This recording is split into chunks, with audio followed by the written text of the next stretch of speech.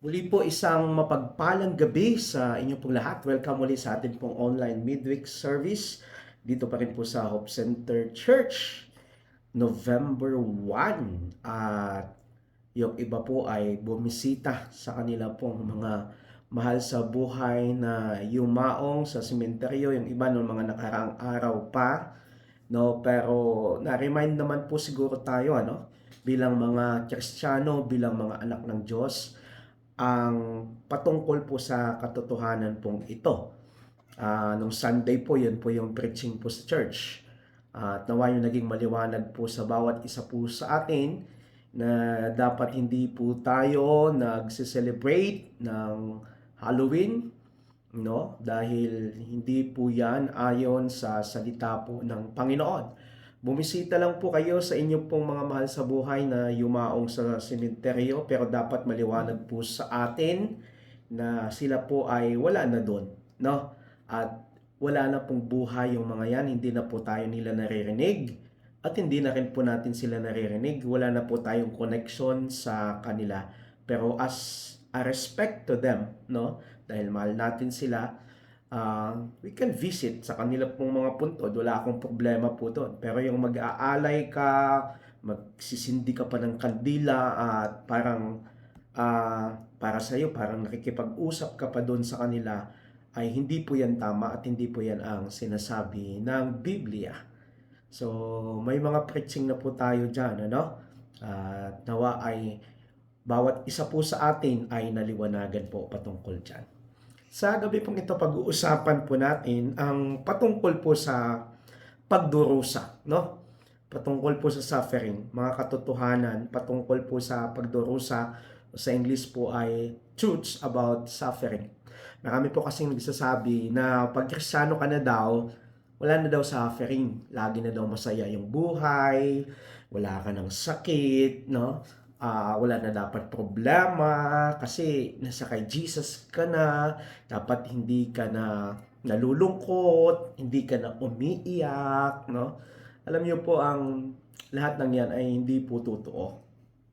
Hindi po tayo hindi po tayo isang robot, no? May mga emotions pa rin tayo. At ang katotohanan po niyan, habang nandito pa po tayo sa mundo, kahit po meron na po tayong Panginoong Diyos sa buhay po natin, ay nandun pa rin po ang mga pagdurusa. May mga sufferings. Yun po ang maliwanag na sinasabi po ng Bible. May mga pagdurusa. Meron pong mga bagay na minsan hindi natin inaasahan. So yun yung pag-uusapan po sa natin sa gabi pong ito. Pero sino po ba sa atin, no, yung hindi nakaranas ng mga pagdurusa? 'Di ba halos lahat po sa atin ay nakaranas po ng mga pagdurusa. Suffering is something that each and every one of us deals every day of our lives. Araw-araw po yung paghihirap na yan ay isa pong bagay na kinakaharap ng bawat isa po sa atin. Wala pong exempted po dyan. Yung suffering comes into everyday people's lives, both great and small, no? Kahit po mahirap, kahit po mayaman, no, nakakaranas po ng mga sufferings. Ang paghihirap daw po ay dumadating sa buhay ng tao araw-araw, maliit man o malaki, no? Pero sabi po ni Bryant M. McGill, sabi niya, suffering is one of life's great teachers. No, yung pagdurusa daw po ay isa sa dakila pong guro sa buhay po natin. At maging sa mga salita ng Panginoon, ay sinabi din niya ng Panginoon na may mga pagsubok, inahayaan niya minsan yung mga pagsubok na dumating sa atin para turuan tayong maging humble. Turuan tayong magpakumbaba that we are nothing apart from God, no? Yan yung purpose, isa sa dahilan po ng suffering, buhay inaalaw ng Panginoon yung mga suffering. Una pong katotohanan patungkol po sa suffering is part of our Christian life, no? Yung paghihirap daw po ay bahagi ng ating buhay Kristiyano. Wala pong exempted. Sabi po ni Apostle Paul sa mga taga-Filipos, chapter 1, verse 29, sapagkat ipinagkaloob sa inyo alang-alang kay Kristo, hindi lamang ang sumampalataya sa Kanya, kundi ang magbata rin ng mga hirap alang-alang sa Kanya. So, hindi lang tayo nakipag-isa, hindi lang tayo nananampalataya kay Jesus, no, kundi tayo din po ay, no, dapat daw magbata, ibig sabihin is, mag, ma, pag anuhan natin, yung pagdurusa, yung suffering, no, mai-encounter natin yan. If there is suffering, there is pain, and sometimes it ends up to death because suffering is inevitable. Di po maiiwasan ang suffering. 2 Timothy chapter 3 verse 12, sabi niya, gayon din ang lahat ng nagnanais mamuhay ng matuwid bilang tagasunod ni Kristo, ni Hesus Kristo ay daranas ng mga pag-uusig.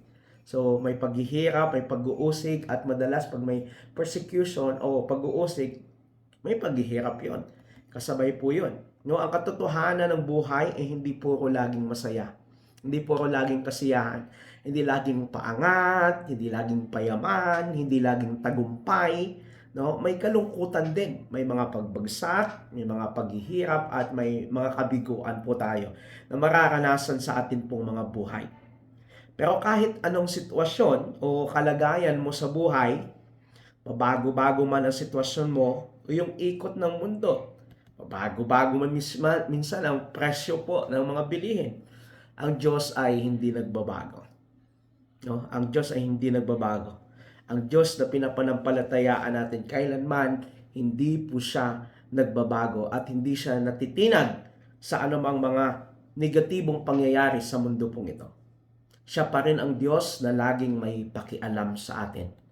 Madalas, ayaw natin ng paghihirap o pagdurusa. Pero ito ay bahagi ng ating buhay bilang isang Kristiyano. Sabi po ni T.A. McMahon, every trial of suffering is an opportunity to grow in the faith. No? Bawat pagsubok daw ng paghihirap ay isang oportunidad para lumago sa pananampalataya. At yung best way po para malagpasan natin ang paghihirap ay ang kailangan harapin po natin ito. We need to face our struggles, we need to face our problems, we need to face our sufferings.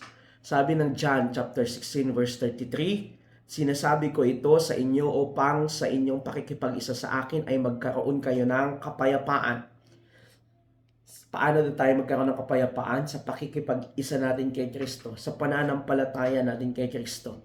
Sabi niya pa, pagdaranas kayo ng kapighatian sa sanlibutang ito, ngunit tibayan ninyo ang inyong loob na pagtagumpayan ko na ang sanlibutan. Yes, may suffering, may paghihirap sa mundo pong ito, pero may pangako ang Panginoon sa atin. Tibayan natin ang ating loob sapagkat natagumpayan ng Diyos ang mga pagsubok na yan. Kung baga, tira-tira na lang yung suffering na nararanasan mo compare doon sa tiniis ng Panginoon nung siya po'y nandito pa sa lupa. No? Napagtagumpayan na yan ng Panginoon. Kaya sigurado, ang lahat ng mga anak ng Diyos na nananampalataya sa Kanya ay magtatagumpay sa ganyan pong mga pagsubok na kanila pong nararanasan. Pangalawa po, na katotohanan patungkol po sa suffering. God must continue to be worshipped even in times of suffering. Ang Diyos ay patuloy dapat na sambahin natin kahit sa panahon po ng paghihirap. Sabi sa 2 Corinthians chapter 1 verses 3 to 4, purihin natin ang Diyos at Ama ng ating Panginoong Hesukristo, ang Ama ng kahabagan at Diyos na pinagmumula ng lahat ng kaaliwan. Inaaliw niya kami sa aming mga kapighatian upang sa pamamagitan ng kaaliwang tinanggap natin sa Kanya ay maaaliw naman namin sa mga naghahapis. So si Apostol Pablo po ay ini-encourage niya ang lahat ng mga Kristiyano sa Korinto, no, na kahit sa gitna po ng paghihirap ay patuloy dapat na magpapasalamat at magpuri pa rin sa Diyos. Yun din yung sinabi po sa Habakuk, di ba? Yun din yung ginawa niya. No, kahit may mga nararanasan silang hindi maganda, taggutom, wala silang makain, di man bumunga yung puno ng igos, wala mga produce na wine, yung ubas, no? patuloy daw siyang sasamba sa Panginoon. Grabing pananampalataya yon. No, hindi ko alam ang sitwasyon po ng bawat isa po sa atin ngayon. Maaring ang iba sa atin ay nasa gitna po ng isang madilim o malalim na paghihirap. Nasa gitna ng matinding pagsubok, nasa gitna ng sobrang hindi maiintindihan na sitwasyon. At ang Panginoon lang ang pwede nating malapitan. Pero ano pa man ang sitwasyon po natin, mga kapatid, patuloy mong purihin at sambahin ang Panginoon sa gitna ng mahirap na sitwasyon natin ngayon. Patuloy lang. Sabi nga sa Daniel chapter 3 verses 16 to 18, sinabi ni Nina, Shadrach at Meshach at Abednego. Alam natin yung kwentong ito, ano? Ang tatlong magkakaibigan, si Daniel hindi po kasama dito eh. Mahal na Hari Nebukadnezar, wala po kaming masasabi sa inyo tungkol sa bagay na ito. Gawin ninyo kung ilan ang gusto niya. Ang Diyos na aming pinaglilingkuran ang magliligtas sa amin sa naglalagablab na pugon at mula sa inyong kapangyarihan. Verse 18, kung hindi man yan kami iligtas, hindi pa rin kami maglingkod sa inyong mga Diyos ni sasamba sa rebultong ginto na ipinagawa ninyo. So grabe, no? Grabing pananampalataya yun. Lord, kahit hindi mo kami iligtas, patuloy kaming sasamba sa iyo. Yun yung sinabi niya sa hari, kay Haring Nebukadnezar, na dahil nga nagpagawa si Haring Nebukadnezar ng isang rebulto na kung saan ay dapat lahat ng tao ay yuyukod doon sa samba. Pero yung tatlong magkaibigan na ito ay hindi po nila ginawa. Sabi nila, kahit itapon mo kami sa pugon. Kasi ipatatapon sila sa naglalagablab na apoy, na pugon eh. So sabi nila, kahit itapon kami doon, kahit hindi kami iligtas ng Diyos namin, ni Yahweh, magsasamba pa rin kami sa Kanya. Tayo po ba, kahit may pagsubok, sasamba pa rin tayo sa Panginoon? Andun pa rin ba ang pagpupuri natin sa Diyos? O sinisisi na natin ang Panginoon sa mga panahong may nararanasan tayo? Sinisisi na natin ang Panginoon sa panahon na hindi na maganda ang ating sitwasyon. Kapatid, paalala sa atin ng Panginoon, kahit sa gitna ng suffering, sa gitna ng hindi magandang sitwasyon, patuloy tayong sumamba, magpuri, at magpasalamat sa Panginoon. Kasi siya pa rin ang may kontrol ng lahat ng bagay sa mundo pong ito. Pangatlo, God will comfort us in times of suffering. Aaliwin tayo ng Diyos sa panahon ng paghihirap. Sa panahon ng pagsubok, sa panahon na may mga problema, ang Diyos ang mag-aaliw sa atin. 2 Corinthians chapter 1 verses 4 to 5, inaaliw niya kami sa aming mga kapighatian upang sa pamamagitan ng kaaliwang tinanggap natin sa Kanya ay maaliw naman namin sa mga nahahapis. Ito ay sapagkat kung papaanong ang paghihirap ni Kristo ay sumasagana sa amin, gayon naman sa pamamagitan ni Kristo, sumasagana sa aming kaaliwan. No, grabe. Sapat ang biyaya ng Panginoon. Sapat ang kaaliwan, ang comfort ng Panginoon para sa atin. Sapat po yan, mga kapatid. Yes, may paghihirap o pagdurusa. Pero ang Diyos ang magbibigay o ang nagbibigay ng kaaliwan sa atin pong lahat. Minsan kung kani-kanino natin hinahanap yung mga yung aliw, no? Kani-kanino natin hinahanap yun. Kaya maraming mga tao ay bumibisyo, no? Maraming mga tao may mga kasi akala nila yun yung tamang outlet, no? Kapag meron silang nararanasan. Pero alam nyo, hindi po yan ang sinasabi ng Biblia. Ang ating kaaliwan ay nagmumula lamang sa ating Panginoong Diyos. Wala nang iba. Siya yung mag-aaliw sa atin. Siya yung magko-comfort sa atin sa panahon ng atin pong kaguluhan, sa panahon na hindi natin alam ang gagawin, sa panahon na may mga problema tayong pinagdadaanan. Siya lang at wala na pong iba. Ganon ang ating Panginoon. No? Ulitin ko, yes, may paghihirap, may mga pagsubok. Pero asahan mo, nandoon ang pag-aliw ng Panginoon. Nandoon ang pag-aliw ng banal na Espiritu. Yun yung pangako po ng Panginoon. No? Kaya yung time natin na to ay panahon ng pagkilos ng banal na espiritu. Kaya lagi tayong tumawag sa Kanya.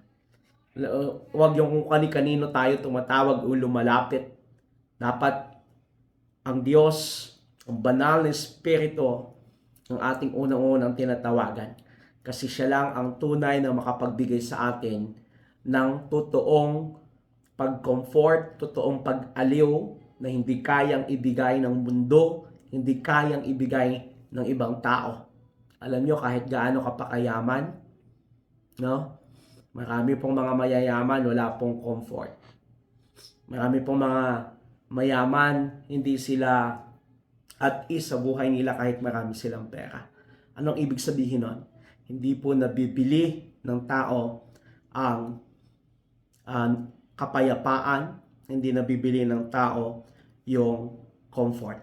Ito po ay binibigay lamang sa atin ng Panginoon. Yes, pansamantalang comfort siguro, pero yung comfort na kahit may problema, Diyos lang ang makapagbigay nun. Wala nang iba. Kaya sabi niya sa Matthew chapter 11 verse 28, lumapit kayo sa akin kayong lahat na nahihirapan at nabibigatan sa inyong pasanin at bibigyan ko kayo ng kapahingahan. Mga kapatid, sa ating pagtatapos, alalahanin natin na ang paghihirap sa mundo pong ito ay bahagi ng buhay ng tao. Kaya kung ikaw man ay nasa gitna po ngayon ng paghihirap sa oras pong ito, huwag mong kalimutan o huwag kang bumitaw. Huwag mong kalimutan na ang Diyos para nang may kontrol ng lahat. Patuloy mong sambahin at purihin ang Diyos anuman ang iyong sitwasyon. Mabuti ang Diyos. Bibigyan ka niya ng kaaliwan at tutulungan upang mapagtagumpayan ang paghihirap sa iyong buhay. Ang pinakamahirap po sa buhay sa mundo pong ito ay hindi yung wala kang pera. Wala kang pera sa bangko, wala kang ipon, kundi yung wala kang Kristo sa puso mo. Kaya mas piliin natin na patuloy na manampalataya sa Diyos sa kabila ng maraming pagsubok na ating nararanasan. Tayo po ay mananalangin. Panginoon, salamat po sa salita mo aming napakinggan. Alam namin na ito po ang itinakda mo na amin pong maging mensahe sa gabi pong ito. Dahil marami sa amin maaaring lupaypay, may mga pagsubok, pero tapat ka, O Diyos. No, ikaw po ang Panginoon ang patuloy na nagbibigay ng kaaliwan sa amin. Salamat po sa lahat ng ito. Dalangin ko ang bawat isa, dakilang Diyos. Ano man ang sitwasyon namin, kami lang nakakaalam at ikaw, Panginoon, hindi ko batid yung mga nangyayari sa mga kapatid ko, pero sa iyo, Panginoon, ay lahat ng ito ay batid mo, dakilang Diyos.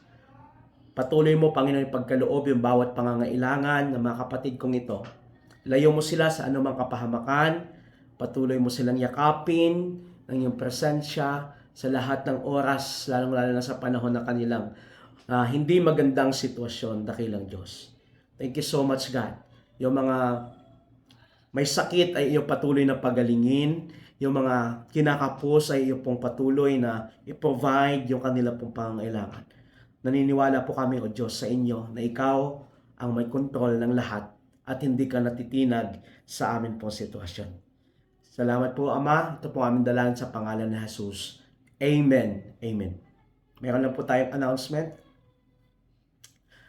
Tayo na po ay manalangin sa pangwakas nating panalangin. Dakilang Diyos, salamat sa salita mo. Alam ko tinugon mo na kami, pinakinggan mo na kami, at nakita mo ang aming sitwasyon.